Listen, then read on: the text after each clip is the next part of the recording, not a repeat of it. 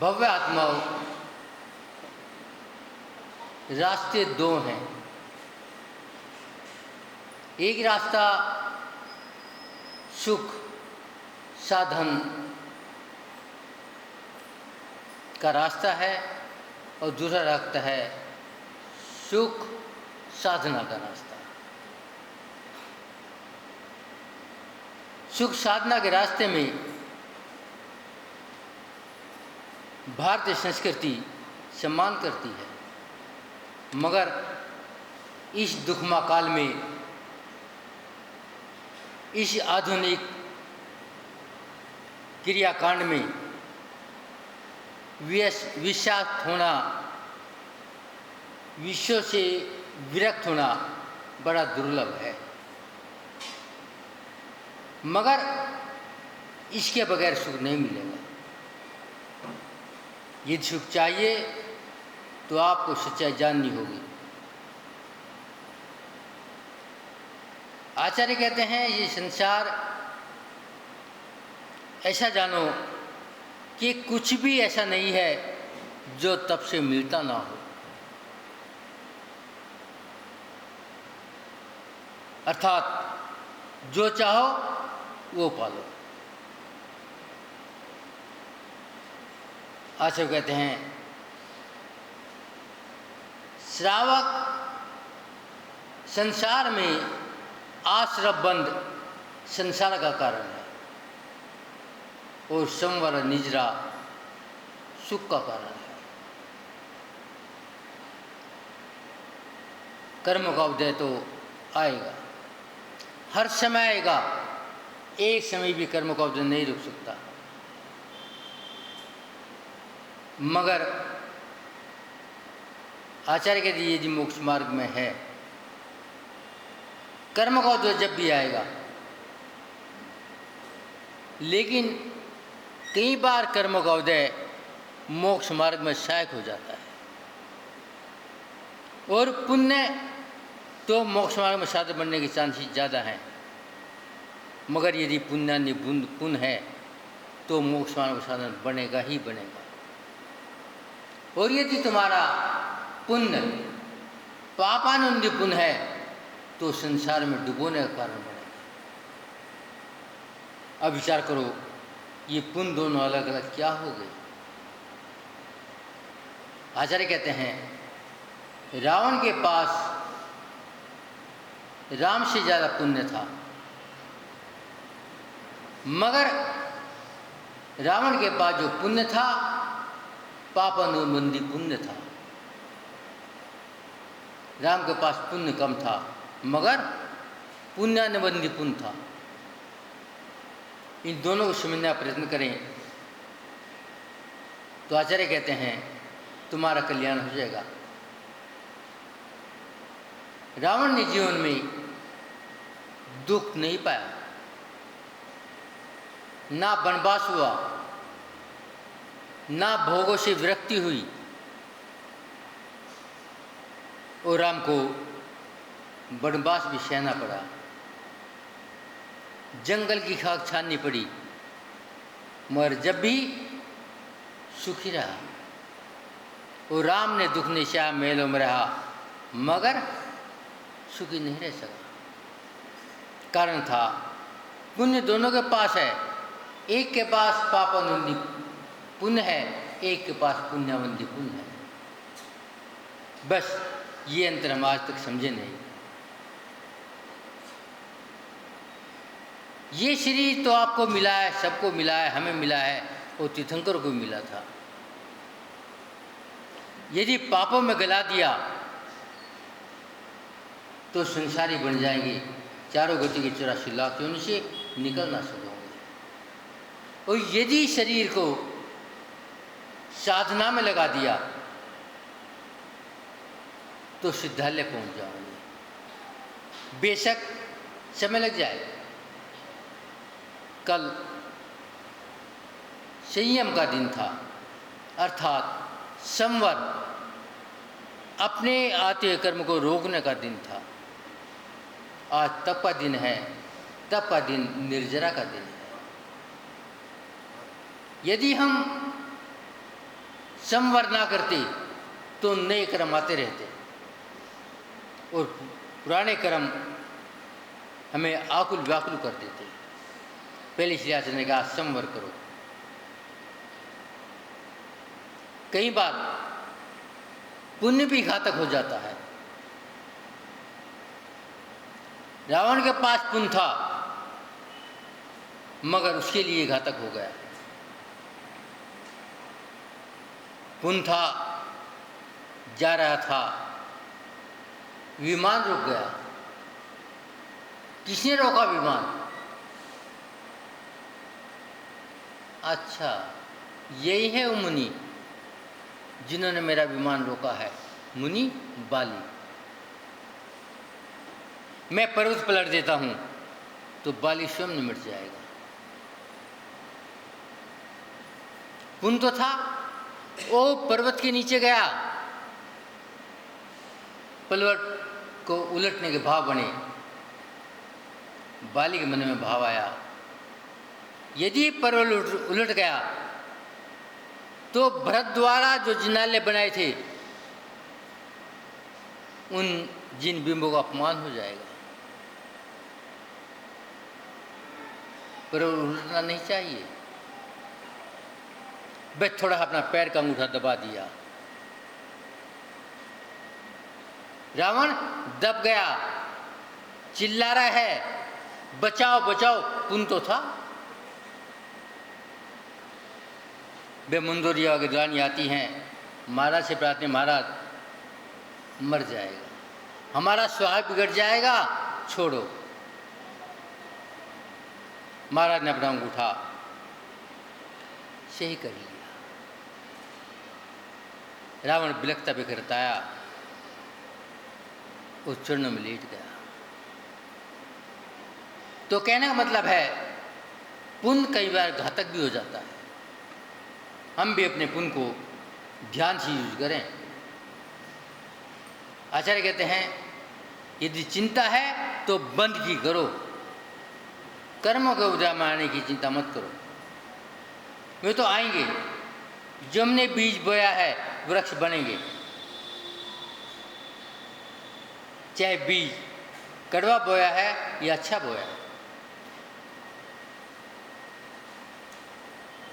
आचार्य कहते हैं कषाय का निग्रह करो, उसके बाद तप होगा। यदि कषाय प्रबल है तो तप की सार्थकता नहीं है। लेकिन मेरा कषाय की तरफ तो ध्यान जाता ही नहीं, पांचों इंद्रिय के विषयों की तरफ से ध्यान हटता नहीं, और स्वाध्याय में आत्म ध्यान में ध्यान लगता नहीं। मगर आचार्य कहते हैं जो चीज तपती है उसमें निखार आता है। जब बादल गरजते हैं, कई बार काले काले बादल घुमड़ घुमड़ कर आते हैं, लगता है यदि बरस गए तो सब बहा देंगे। मगर कई बार हवा चलती है, बादलों को ले जाती है। मगर जब तक गरमाई है, जब तक नीचे नहीं गिरेंगे। वो जैसे ठंडे हो गए नीचे गिर जाएंगे। आचार्य कहते हैं जब तक तेरे तप में गरमाई है, जब तक आकाश में रहेगा, क्योंकि पानी की भाप भी जरा गर्म होती है तो ऊपर आकाश की तरफ जाती है और ठंडे होते ही बह जाती है। आचार्य कहते हैं कभी देखा कि जब तक तेरे सिर में जठराग्नि की गरमाई है तो तेरी पाचन शक्ति काम करेगी, और यदि जठराग्नि ठंडी है तो राम राम सत हो जाएगा। जब तक ब्लड प्रेशर में जान है पूरा संचालन होता, और जब ब्लड प्रेशर लो तो सब लो। संसार में भी जब तक अग्नि है संसार जिंदा है, और जिस दिन अग्नि समाप्त हो जाएगी संसार समाप्त हो जाएगा। तो आचार्य कहते हैं गरमाई की कीमत है, मगर समझेगा। हाँ, वही गर्माई जब कूलर में जाएगी तो ठंडा कर देगी, वही गर्माई हीटर में जाएगी तो गर्म कर देगी। मगर मैंने अपनी गर्माई की तरफ कब ध्यान नहीं दिया। वो मन चाहे उस गर्माई को जहाँ यूज कर लेता हूँ। आचार्य कहते तब की गर्मी मोक्ष मार्ग के लिए रास्ता बताती है। विचार करो, सम्यक दर्शी जीव 70 कोड़ा कोड़ी सागर को घटा देता है और अंजलि भर जल कर लेता है, मगर अंजलि भर जल पुनः पुनः बढ़ जाता है और फिर 70 कोड़ी कोड़ी कर लेता है। और यदि अंजलि भर सुखा लेता तो संसार से मुक्त हो जाता। आचार्य थोड़ा चिंतन करो कि सागर भर जल सुखाना कठिन है या अंजलि भर सुखाना कठिन है। आप क्या कहोगे? सागर भर सुखाना मुश्किल है। आप ये कहोगे, मगर आचार्य नहीं मानते। आचार्य कहते हैं अंजलि भर सुखाना मुश्किल है। यदि आपका कुआं है, कुएं में पानी सड़ गया है तो खाली करना पड़ेगा। खाली करने के लिए कुछ नहीं करना पड़ेगा, मात्र 10 हॉर्स पावर का मोटर ले आओ, उसका पाइप कुएं में छोड़ दो, बिजली का स्विच दबा दो, पानी सब बाहर। मगर जो अंजलि भर पानी नीचे बचा है वो पाइप से नहीं निकलेगा और खाली कुएं में झांकना ही भय लगता है। कैसे उतरे? उसके लिए सीढ़ी लाओ, मग्गा लाओ, बाल्टी लाओ, रस्सी लाओ। पहले तो ये सब मुश्किल है। उससे पहले नीचे उतरने का साहस मुश्किल है। अर्थात पहले तो मानव पर्याय पाना मुश्किल है और फिर कर्म काटने के लिए कुएं में उतरना है। उस कुएं में उतरने का साथ चाहिए, मुनि बनना होगा, इंद्र के सुख छोड़ने होंगे। और मुनि बनने के बाद भी सुख से जीवन बीत जाए, संभव नहीं है। जब महावीर भगवान का जीवन पढ़ते हैं, जब महावीर भगवान तीर्थंकर थे, मुनि अवस्था में थे, विहार करते करते एक लोहार की भट्टी के पास ठहर गए। सुबह प्रातःकाल लोहार अपनी दुकान पर आया, सोचा ये नंगा मेरी भट्टी के पास, सब अशुभ। घन उठा लिया, सिर फाड़ूंगा, मेरा सब काम चौपट कर दिया। वो तो उनका पुण्य था। जब भी कोई श्रावक आया, क्या कर रहे हो? ये सिद्धार्थ के पुत्र हैं, राजकुमार थे। जब छोड़ा, इतना भी नहीं, जब मुनि थे, पौष का महीना, बरसात हो रही, बिहार चल रहा था, जंगल में एक खंडर मेरा उसमें बैठ गए। लेकिन असाता कर्म था, जहाँ बैठे खंडर का सारा पानी उनके सिर पर पड़ने पड़ा। वहाँ पे टूटा हुआ था और सारा सत का पानी उनके टटरे पे। वो खंडर का भी आपका दिगंबर मंदिर था। आप जो पुजारी नहीं आते थे, शहर में नया मंदिर बन गया था, सब वहीं जाते थे। खंडर में एक पुजारी आता था, पूजा करता और चला जाता। एक भगवान था, वो सफाई करता था। जब महाविष्णु भगवान ध्यान में बैठे, पानी पड़ रहा, मात्र वो सफाई वाला कर्मचारी था जिसे बागवान कहते हैं। उसने देखा एक संत बैठे, पानी पौष का महीना, कड़क ठंड और ठंडा पानी सिर पर पड़ रहा है। तसली लाया, सिर पे लगाते भर गई। कब तक लगाता, कब तक भरता? जब तक हिम्मत थी लगा रहा। हिम्मत टूट गई, तसली पटक दी। दौड़ा दौड़ा शहर के मंदिर में गया। आप पितरों का विधान हो रहा था। आप पितरों के श्रेष्ठी बेटे थे।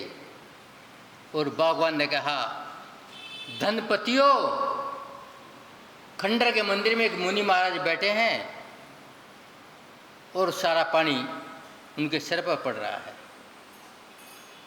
तो आपने क्या कहा पता आपको? पढ़ो महावीर पुराण। क्या तुझे पता नहीं यह विधान हो रहा है? संगीत चल रहा है, आ गया बीच में खड़बड़ करने वाला, जा अपने आप देख लेना। वो क्या करता बेचारा? आकर के मुनि महाराज के चरणों में लेटा, हे प्रभु ये तो बताओ आपकी पूजा कब होगी? वहां मंदिर में पाषाण की पूजा हो रही है, आपकी पूजा कब होगी? मगर केवल ज्ञान तक भगवान का मौन होता है। अब वो कहता है, जब तक आप जवाब नहीं देंगे जल का त्याग, कहीं नहीं जाऊंगा, आपके चरणों को छोड़ूंगा नहीं। कितनी भारी आस्था थी। नाराज नहीं हुआ, अकड़ नहीं आई, लिपट गया। बोलना पड़ा। क्या बोलना? वे नहीं बोले, देवता आ गए, आकाशवाणी हो गई। अग्नि की पूजा जब होगी जब ये पाषाण के बन जाएंगे। तो कहने का मतलब है, अपने मानव क्रिया को पहचानो। जब तक मानव क्रिया को नहीं पहचानोगे तो क्या होगा? तो एक अंजल पानी निकालने के लिए नीचे उतरना पड़ेगा, अपने अंदर झांकना पड़ेगा। मगर आज तक अपने अंदर नहीं झांका। आचार्य कहते हैं तप 12 प्रकार के हैं, 6 बाहरी और 6 अंतरंग। मगर जब तक बाहरी तप नहीं होंगे अंतरंग नहीं हो सकते। अभी भैया ने कहा था ये उपवास कुछ नहीं है। हैं, सबसे पहला अनशन उपवास है, व्रत है। जो 6 बाहरी तप है, सबसे पहले अनशन है, दूसरा अनोदर है, तीसरा व्रत ख्यान है, चौथा रस परित्याग है, विरक्त शय्यासन है और काया क्लेश है। ये बाहरी तप है। आप कहोगे ये काया क्लेश और तप ये क्या हो गया? काया क्लेश का मतलब नहीं समझे आप? आचार्य कहते हैं काया क्लेश का मतलब ये नहीं है वो क्लेश करके बैठ जाए। काया क्लेश का मतलब है जब ध्यान में बैठा है कुछ भी होता रहे, वे अपनी मस्ती में मस्त हैं। उन्हें नहीं पता गर्मी है सर्दी, जब महावीर बाण बैठे थे, पानी पड़ रहा था, पड़ता रहो, सर्दी है होती रहो, हवा चली चलती रहो, अपने ध्यान में मस्त हैं। तो क्या और अच्छे हैं। उसके बाद में अंतरंग तप है, मगर मैं कभी जानने का प्रयत्न नहीं किया। आगे एक बार भी यदि भेद विज्ञान हो जाए, शरीर आत्मा को जान जाए, तो 12 प्रकार के तपों का पालन हो सकता है। यदि भेद विज्ञान नहीं है, नहीं होगा, फिर तो मिथ्यात्व में रहना पड़ेगा। आचार्य कार्तिकेय ने क्या है, असंख्यात बार मिथ्या छोड़ दिया, शमक पा लिया मगर वह शमक छोड़ दिया और संसार का संसारी बना रहा, क्योंकि भेद विज्ञान नहीं किया, कर्म को क्षय नहीं किया। जब तक कर्म को निष्ठा नहीं होगी भेद विज्ञान होगा नहीं होगी, और भेद विज्ञान करने में तो मिथ्या जा ही जाएगा। मैंने आत्मा और शरीर को जान लिया है, अब शरीर के प्रति राग नहीं है, क्यों समझा है ये आत्मा ही मेरी है, शरीर तो एक इसका कवच है। आचार्य कहते हैं असंख्यातों बार चौथी प्रयाग लब्धि पाली है, असंख्य बार। और प्रयाग लब्धि का मतलब है मैंने सागर अंजल भर पानी कर लिया, असंख्यात बार लिखा आचार्यों ने, मगर आज तक पांचवी करण लब्धि को नहीं छुआ और सागर पुनः पुनः बना लिया। और आपको मानव क्रिया मिली है तो आप चाहो तो पांचवी करण लब्धि प्राप्त कर सकते हैं और अंजलि भर पानी सुखा सकते हैं। आपने सुना होगा सर्प को चंदन की सुगंध, चंदन की शीतलता बहुत पसंद है और वे चंदन के वृक्ष पर लिपट जाता है। यदि खींचोगे तो टूट जाएगा, छोड़ेगा नहीं। इसी प्रकार आपने मिथ्या तो कई बार तोड़ दिया मगर छोड़ा नहीं। लेकिन जब वन में एक मयूर आ जाए, आवाज लगा दे, तो सारे सर्प छोड़ के भाग जाएंगे, एक ना बचेगा। मगर यदि चूहे की आवाज लगाई तो वो सर्प तुम्हें जिंदा ना छोड़ेगा। यदि आप बिल में पड़ गए तो बिल में जाकर ग्रास बना लेगा। और आपने आज तक चूहे की आवाज़ लगाई है, मिथ्यात की आवाज़ लगाई है, एक बार भी यदि शमक्ति बन जाते और आवाज़ लगाते, भेद विज्ञानी कर लेते और चिल्ला देते छोड़ो ये शरीर कुछ काम नहीं करेगा, तो आचार्य कहते कल्याण हो जाता। एक बार की तपस्या आपको सिद्धालय पहुंचा देती। विचार करो, चक्रवर्ती जब तक घर में है कुछ नहीं हो सकता, और घर छोड़ने के बाद में मोक्ष प्राप्त कर लेगा। आपने भगवान आदिनाथ के बारे में सुना होगा। ये पूर्व भव में चक्रवर्ती के बेटे थे, क्या नाम था उनका? वर्जजंग, और इनका नाम था महाबल। चक्रवर्ती ने केवल ज्ञान प्राप्त कर लिया, सोमो लगातार तीर्थंकर थे, और महाबल ने बूझा हे प्रभु इतना तो बताओ, वे संसार की दृष्टि में भी आपके वंश का हूं, उनके पुत्र थे। जो वैभव आपको मिला है, जिस वैभव के आप धनी हैं, क्या वैभव कभी मुझे भी मिलेगा? तो भगवान की वाणी में आया, भरत क्षेत्र में पहले तीर्थंकर होंगे। वो विदेशी ये पहली जो 24वीं घटना थी। तो बजरंग के ये सुना, नाच पड़े, जब मैं तीर्थंकर बना अब घर कहीं को जाऊं, अभी मुनि बनता हूं। और आज की परंपरा है, अभी पंचम काल है, अभी मोक्ष नहीं है, मुनि क्यों बनते हो? जब भगवान ने कह दिया तू तीर्थंकर बनेगा, मुनि बनने की क्या जरूरत थी? नहीं, आज ही मुनि बनता हूं। और वे मुनि बन गए। यदि आपकी सोच होती तो चलो आज तो मिठाई खाएंगे, मैं तीर्थंकर बनूंगा, आज दावत करेंगे, कौन से होटल में? तुम्हारे रास्ते में ना है होटल कौन सा? उसी होटल में दावत होती फिर तो, क्यों तीर्थंकर बनूंगा ना, चलो। मगर वे क्या सोचते हैं, जब तीर्थंकर बनूंगा कपड़े क्यों, घर गृहस्थी क्यों? और वे दिगंबर संत हो गए। एक बार अब आपके श्रावकों की बात करते हैं। दो श्रावक जा रहे थे। एक मुनि महाराज एक वृक्ष के नीचे साधना में रत थे।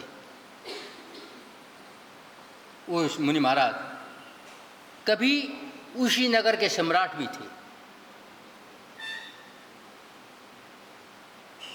उन्होंने देखा और वे दोनों युवक महावीर भगवान के समुद्र में पहुंच गए और महावीर भगवान से पूछा, हे भगवान, रास्ते में एक संत मिले थे, वो हमारे सम्राट भी थे, उन्हें मोक्ष कब होगा, कितने भाव लगेंगे? तो भगवान ने कहा, जिस वृक्ष के नीचे बैठे जितने उसमें पत्ते उतने भाव लगेंगे। इमली के वृक्ष के नीचे बैठे थे, इतने इतने से पत्ते, असंख्यात पत्ते। फिर पूछा, स्वामी हमारे कितने भाव हैं? 10 भाव हैं। नाच पड़े वो ढोंगी, इतने भाव लगेंगे, और हमारे तो 10 ही भाव हैं। वे श्रावक महाराज के पास आए। महाराज ने कहा, महाराज हम महाराज के समोसर में गए थे, बूझा आप मोक्ष कब जाओगे, जितने पत्ते वृक्ष में हैं उतने भाव लगेंगे। महाराज नाच पड़े। भगवान की वाणी में आया, मैं मोक्ष जाऊंगा तो जाऊंगा, भाव की बात नहीं है, मोक्ष जाऊंगा। आप सोचते हैं पागल हो गया है इसलिए नाच रहा है, गर्मी आ गई है इतने भाव देख के। और महाराज हम तो 10 भाव में मोक्ष जाएंगे। अब श्रावक है, जब भी मिथ्या दृष्टि थे। महाराज ने माना, भगवान ने कहा मैं मोक्ष जाऊंगा। बस शरीर छोड़ दिया और 8 दिन बाद दोबारा जन्म ले लिया और 8 समय बाद मुनि बनकर उस पेड़ के नीचे बैठ गए। फिर वे श्रावक निकले, देखा सिर ठोक लिया, महाराज वो भी बैठे थे, इतने भाव लगेंगे जितने इमली के पत्ते हैं। दूसरे पेड़ के नीचे बैठ जाओ, महाराज किसकी सुने, क्यों स्वच्छंद है ना, या कह दो थोड़ी से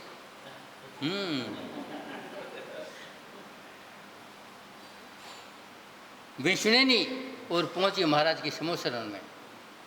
महाराज आज फिर उस वृक्ष के नीचे एक मुनि महाराज बैठे हैं, उनकी क्या स्थिति है? आखिर वही मुनि महाराज हैं जो पहले तुम्हें 8 वर्ष पहले पूछा था। ये क्या हो गया? उन्हें कब होगा? तुम्हारे जाने तक केवल ज्ञान हो जाएगा।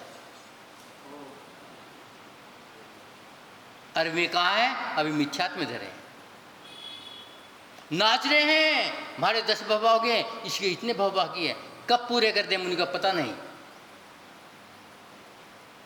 भगवान महावीर स्वामी की वाणी है, हमारी नहीं है भैया। इमली के पत्ते कितने भाव, कितनी देर में करेगा? 1 सप्ताह में सब समाप्त।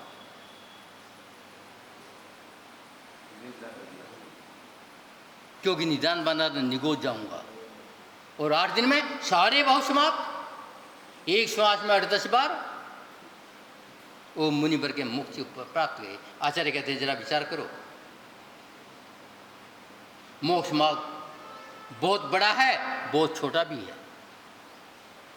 बस मानसिकता की बात है। आचार्य कहते हैं आदिनाथ बैठे हैं और बाहुबली ने मोक्ष राय कर ली, और कई आचार्य तो कहते हैं उनसे पहले उनके पुत्र अनंत कीर्ति मोक्ष पहुंच गए। यहाँ बड़े छोटे का भेदभाव नहीं है, कोई भी मोक्ष जा सकता है। आचार्य कहते हैं कोई अपनी बारे में सोचो कि आपकी स्थिति क्या है। भैया जी कह रहे बंद करो, ये आदेश मानना पड़ता है, क्या करें, बंद कर देते हैं भैया, बाकी थोड़ा शाम को बोल लेंगे क्या होंगे तो। ओम शांति। बोलिए बोलिए श्री मंगलानंद सागर जी महाराज।